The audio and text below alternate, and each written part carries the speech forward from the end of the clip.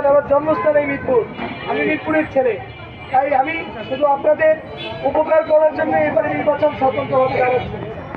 যত অনিয়ম অনাচার আছে, বিশেষ করে এই যে মাদকের স্পট যেগুলো আছে, এগুলোকে নির্মূল করে আমাদের তরুণ যুব সমাজকে অপক্ষয় থেকে আমরা যেমন বাঁচাবো, ঠিক তেমনিভাবে এখানে যেসব নীরব চাঁদাবাজি হচ্ছে, এটা বেসরকারি ফুটপাতে হোক, দোকানে হোক, সরকারি অফিসে হোক, হাউজিং অফিসের দুর্নীতি হোক, সবকিছু আমরা এখান থেকে নির্মূল করবো এবার ইনশাআল্লাহ। এবারের ফুটবল হবে সত্যিকারের পরিবর্তন। দীর্ঘ 17 বছর পর জাতি একটি সুস্থ নির্বাচনের দিকে যাচ্ছে।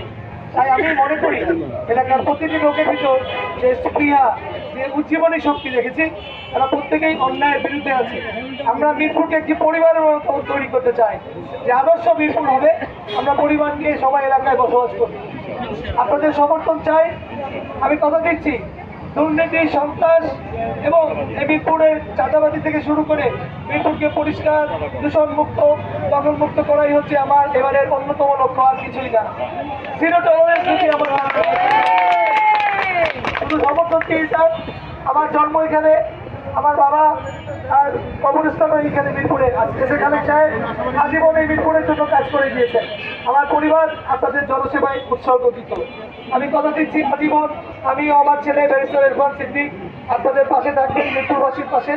আমরা সবার উপরে মিরপুরবাসী, অন্য কিছু না। তাই গ্রিন মিরপুর, ক্লিন মিরপুর, আমাদের মিরপুর, আমার মিরপুর, আমাদের বাংলাদেশ।